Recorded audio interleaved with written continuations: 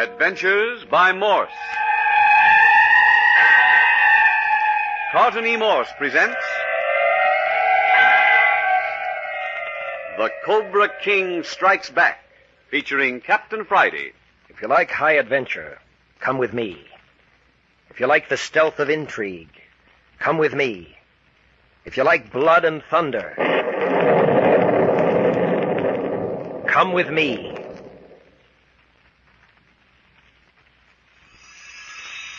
Two groups of people on strangely dissimilar projects have set out from San Francisco for French Indochina.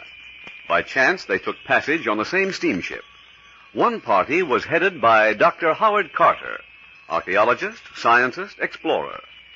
Let him tell about his party. It is my object on this expedition to drive deep into Cambodia and the north-central part of French Indochina in search of a lost city, a sister city of the famous Angkor.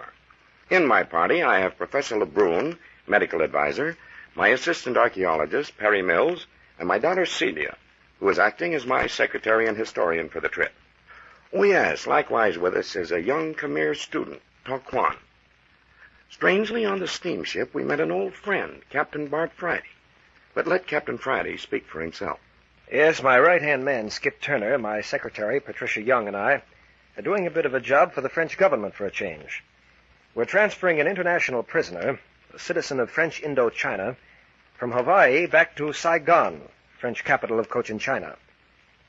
By coincidence, the prisoner, Fen Lo, is of the same race as Ta Quan, the student in Dr. Carter's party.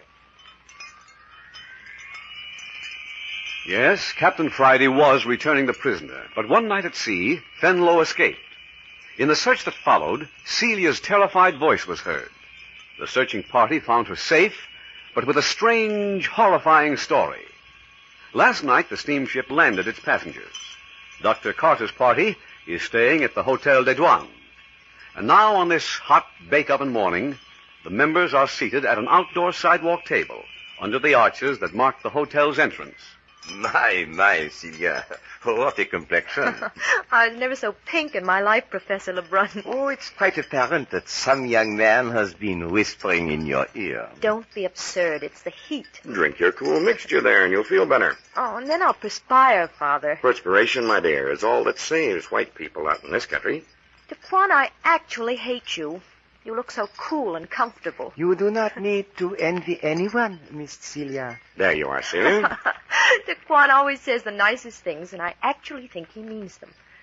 Where's Perry, Father? Well, I sent him over to the Hotel du Commandant de la Marine, where Captain Friday and his party are staying. You bring them here? Yes, Ta Quan.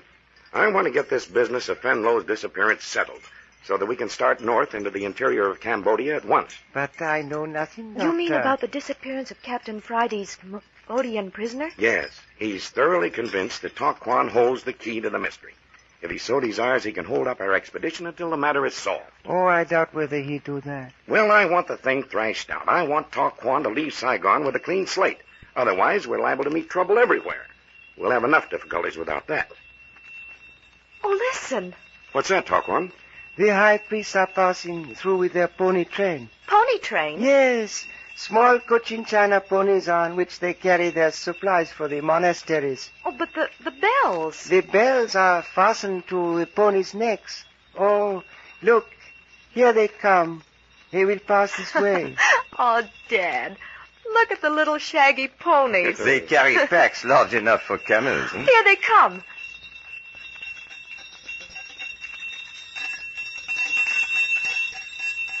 Oh, golly, they were cute. And the monks in their black habits and their faces covered, like something out of 1001 Nights. They move right along in the heat of the day. Yes, the only thing in the whole country showing any animation. Hardly a creature moving on the streets. Well, here comes Captain Friday's party. Uh-huh. Skip Turner and Patricia. Captain Friday does all right for himself in the way of secretary. Oh, I'm crazy about her. On the later part of the voyage over, I noticed Perry Mills seemed to feel the same way. Oh? Why shouldn't he? You and Patricia seem to have grown very fond of each other. Oh, yes. I wish you were going into the interior with us. So you found the energy to walk out in this sizzling heat, Patricia. I've got a slave driver for a boss. Where he goes, it's expected I tag along. Morning, Miss Carter. Doctor? Hi, Professor LeBrun. Oh, Skip Turner in pith helmet and white ducks. That's me. Just what the ladies ordered. What about something cool to drink? Oh, definitely. I'd like something with lime or mint in it. Oh, let me get the drinks for the crowd. We have to go to the bar at this hour. Oh, never mind then. Of course, everybody wants something. I'll take Skip along for company. I'm your man. Well, come along. Oh, by the way, Dr. Carter, may I borrow Taquan in about a half hour? Yes, of course. I've got a star sapphire spotted in a shop down the street. I like the stone, but not the price. I thought perhaps Taquan could talk his fellow countryman into being more reasonable. Will you do that for the professor, Tarquan? With pleasure. Oh, good. Oh, come along, Skip. We'll get the drinks. Yes, sir. I saw something tall and pink and frothy. I think I'll order a quart of it. And Captain Friday, I want this matter cleared up once and for all. I intend taking Tarquan with me into the interior, so if you have any charges to file against him, will you please discuss them with me here and now and see if we can't come to some understanding. Once the thing gets into the hands of the French government out here, there'll be no end of red tape. No, Dr. Carter, I have no charges to file against Taquan. I know in my own heart that he had something to do with the release of Fenlo, my prisoner. But I have no proof. None whatever. Then you don't intend taking any action that will hold up my expedition? I intend keeping Taquan under observation. Dr. Carter, will you permit me to ask Taquan one question? Why, certainly. It's his privilege to answer or not. Taquan. Yes? Taquan, is Fenlo dead? Miss Celia has told you... Never mind what Miss Celia told me. I'm asking you. Is Fenlo dead? Captain Friday, I cannot answer that. Won't you, mean? No, I cannot. Why not? For the same reason you cannot. I do not know. Miss Carter. Yes, Captain Friday? Miss Carter, will you go over your whole story again for me? You mean the night your prisoner escaped on the ship? Yes, please. Well, it was stuffy in my cabin, and I wasn't a bit sleepy, so pretty soon I slipped out of my room and down on the lower deck where I'd found a nice little corner out of the breeze and still could be quite close to the rail. Yes. Well, I was in a shadow and awfully comfortable. Anyway, I hadn't been there very long when I must have dropped off to sleep. You know how it is with the throbbing of the engines and the swishing of the water. And then what happened? Well, the next thing I knew, I was wide awake. There was a dark figure standing by the rail, almost in front of me, about 10 feet away. And he was making the most blood-curdling wail. The Khmer death chant. Yes, Dad. Well, he stopped for a moment, and it was very still. Then he began again, and suddenly I saw the blade of his knife in his hand. Just a flash of it in the moonlight as he raised it and struck himself with it. Are you certain he plunged it into himself? Oh, he must have. His knees sagged, and he had to hold himself up. That was when I screamed. Yes. Now, think very carefully. What happened after that? Well, he crawled up on the rail, and then for the first time, I noticed there was something lying on the deck. A duffel bag or something. He pulled it up after him, onto the rail. Was it tied to him? Oh, there was a rope on it, but I couldn't be sure whether it was fastened to him. Did it seem very heavy? Well, it must have been. He had an awful time getting it up. And then both he and the bag plunged over the side. Is that it? Yes, sir. Just as Father and Perry ran down the deck. Here come drinks for everybody. First, Professor LeBrun. We met Perry Mills, and the two of them went down to take another gander at that Star Sapphire. All right, pick your drink. There's them that likes theirs frosted, and there's them that likes them iced. Oh, Skip, you shouldn't have brought me any more. I haven't finished this one. Keep it. You'll need another and another and another to keep the little red devils away. Here you are, Captain. Which one for me? Why, both of them. A green one and a yellow one. Thanks for nothing. Taquan. Yes? Taquan, would you have any objections in assisting a friend to commit suicide? If it was his will, no. Sure you wouldn't. I know you guys. You wouldn't have any objection to doing the job yourself either if you thought you could get away with it, would you? It would depend most certainly upon the circumstances, Mr. Skip. There's sure a lot of queer setups in this man's country. Have you felt it too, Skip? Felt it. I've seen it. Look out there in the street. All them kids practically as raw as the day they was born. Well, but that doesn't mean that they're peculiar, Skip. That's just the custom. You know, after all, man suits his character, his customs, and his mannerisms to his environment. Well, that's okay with me. They could do all that and still keep the shirts on, couldn't they? No, seriously, though. There is a strange atmosphere hanging over Saigon. Something secretive, something smoldering. And I'm not just talking about the mysterious East. It isn't the port of Saigon alone, Patricia. It's the whole of Cambodia. A veil of uncertainty, the sense of danger. How exciting. What kind of danger, Dr. Carter? Well, don't you remember me telling you aboard ship how legend has woven a strange story about this land? How it's supposed that hundreds of years ago some strange force visited French Indochina and drove all the inhabitants from the great cities, wiped the cultivated lands of northern Cambodia free of civilization, and then the jungles and luxuriant plant life crept swiftly in and engulfed everything that had been built by man. And you mean to say that strange, same force still hangs over this part of the world? When you say something, do you mean the supernatural, Father? It's hard for an Occidental to say, Celia. There are strange Easty forces at work here, beyond our grasp or understanding. Well, mostly imagination, isn't it, Doctor? Wouldn't it be glorious to go with Dr. Carter's party? Couldn't we go? Hey, couldn't you arrange it, boss? We are going. What? Hey, are you kidding, Captain? We're going with Dr. Carter. If doubling the size of his party won't be too much inconvenience. But Captain Friday, why on earth do you want to go into the interior of Cambodia? Yeah, what's the idea, Chief? If I want to scramble through the brush, I'd rather go back to San Francisco and climb Mount Tamalpais. It's safer. Shame on you, Skip. I thought you were a fire eater. Sword swallowing's my specialty. No, Carter, I'm serious. Well, Captain, this is most astonishing. Taquan, what's wrong? No. What's the matter? No, they must not go. Wait, what do you mean? I take you. I guide you many strange places. These others, they must not go. Don't want me along, huh? Well, that's just too bad, Taquan, because I'm going. It is for your own good, I warn you now. Yeah? You mean we're sticking our necks out if we go? I cannot. Irresponsible. Hey, Captain, I think I would like to go along on this trip. Sounds interesting. It's all settled. Dr. Carter, I'll stand our share of the expedition expenses. I'll guarantee that there'll be no interference with your scientific work. Why, under those conditions, I'd be delighted to have you. Patricia, did you hear that? You're going along. It's wonderful. Captain Friday, I'm your secretary for life. Taquan, where are you going? I am to meet Professor Lebrun and Mr. Perry. But why right at this moment? Oh, they have gone to jewelry shop. If it is better, I should be present. You please excuse my departure? Is it all right, Captain Friday? Yes, let him go. Very well. We'll expect you back for lunch. Yes, one always return at feeding hour. You notice the way that bird looks at you? I think he has interesting eyes. Yeah, the eyes of a fanatic. Taquan would as soon slit your throat as look at you.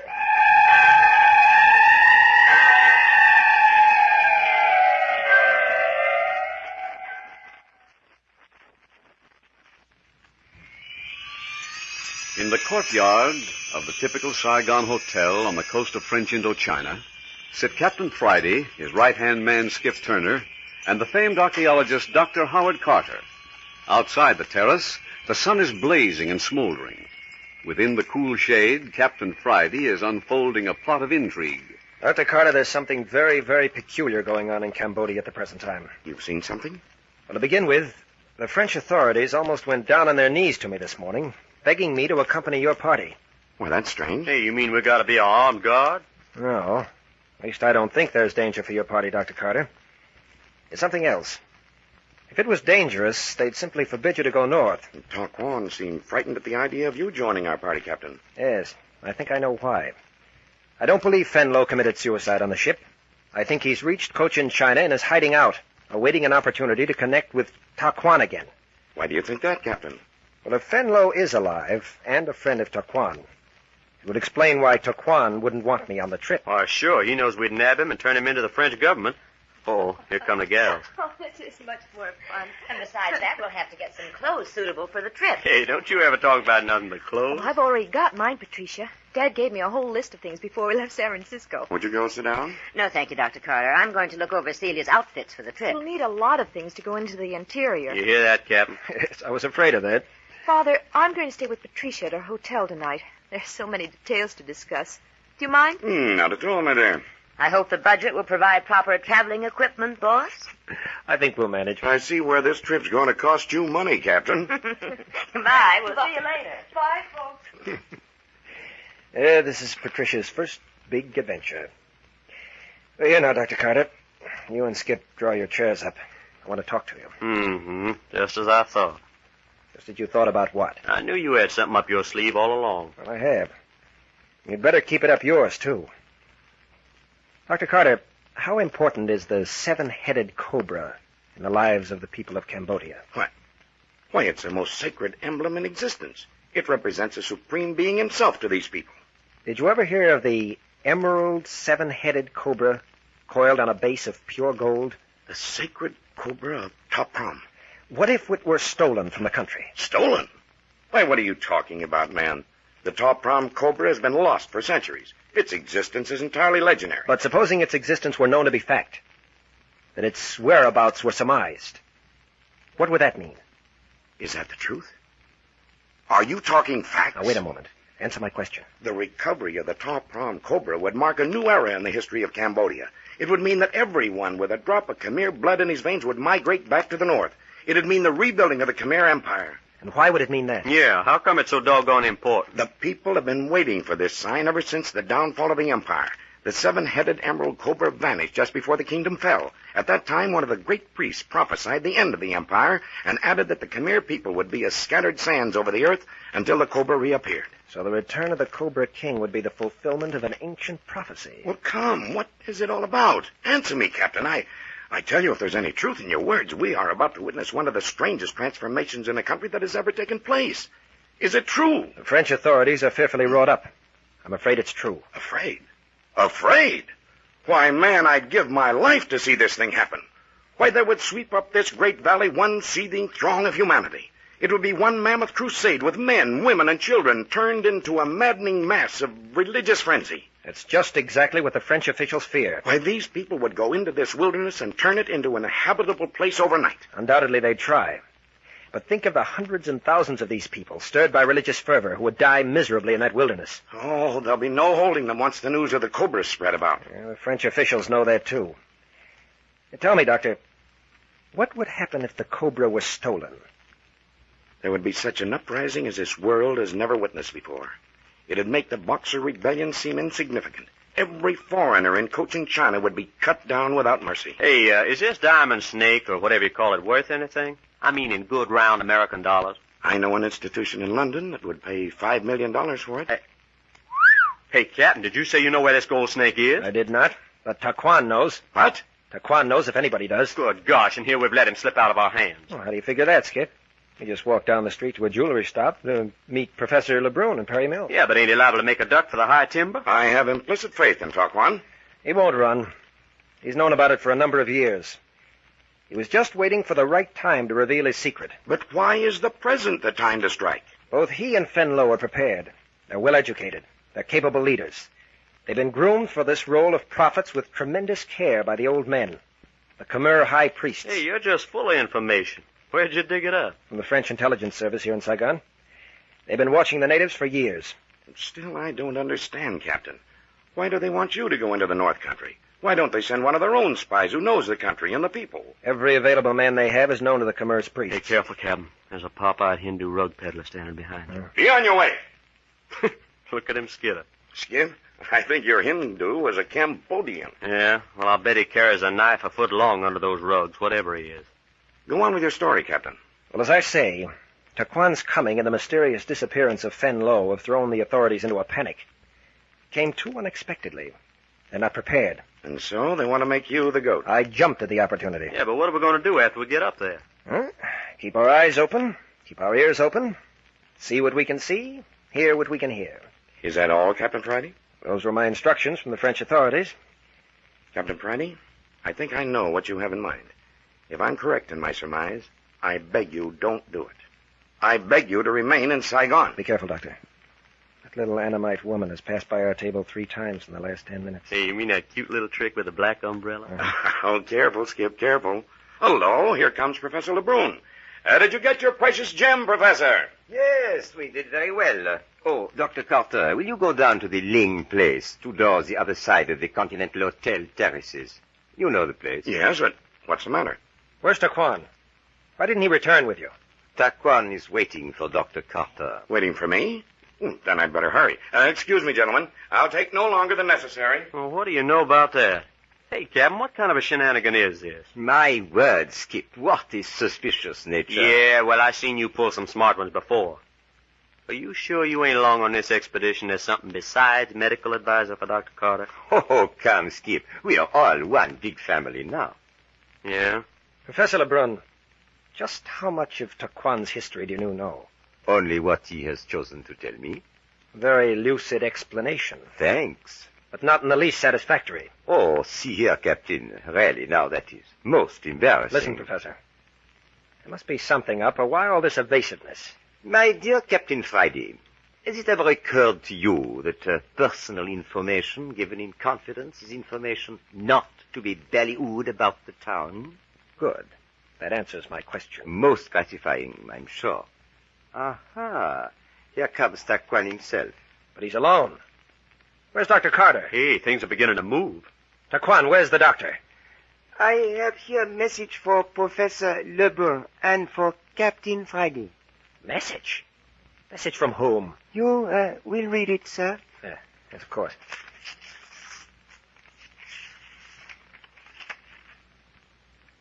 Taquan, what does this mean? I know not what is in message. Lebrun, do you know anything about this? Not having seen it. Well, read it. Well. It looks like Dr. Carter's in an hurry. Hey, what's the matter? What are you talking about? The message is from Dr. Carter.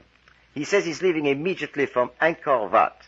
The party is to follow at once in charge of Captain Friday and myself. Gone? Dr. Carter's gone? Why? My dear sir, I haven't the slightest idea. Taquan, who'd he go with? The Captain Friday was quite right. Fenlo is not dead.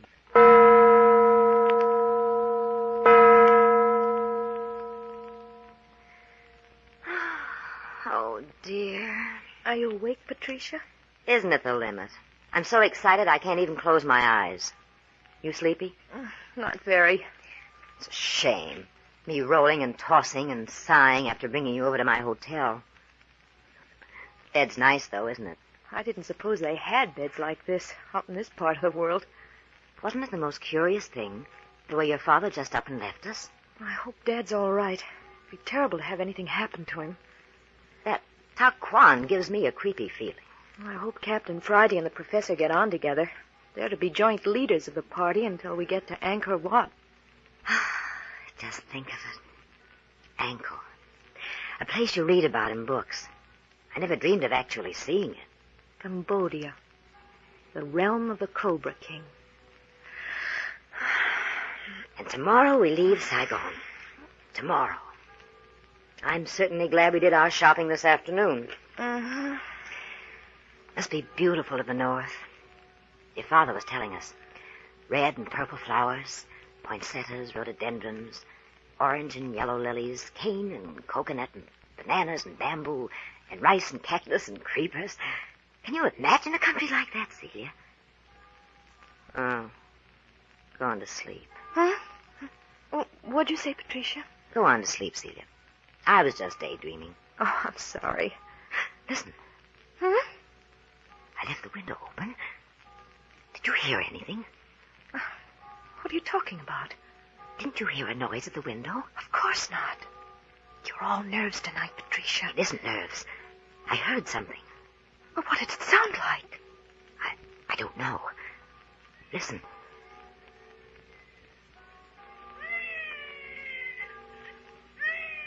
Well, I don't hear anything. Just the usual night noises, baby crying, that sort of thing. That isn't what I mean. There. What was it like? Kinda, I don't know. Like the wind or rustling of paper or something. Well, we're only one story off the street. We're liable to hear almost anything. Keep quiet. Listen. There. Patricia. Sounds like steam escaping. Hush, Patricia. Patricia, do you know what that is? No. Patricia, there's a cobra in this room. Not a snake? Yes. Look there in the moonlight. Please don't scream. Don't put your hand over my mouth. You mustn't scream. You mustn't. Oh, what's that? Look. Watch the cobra. It's raising its body. Oh.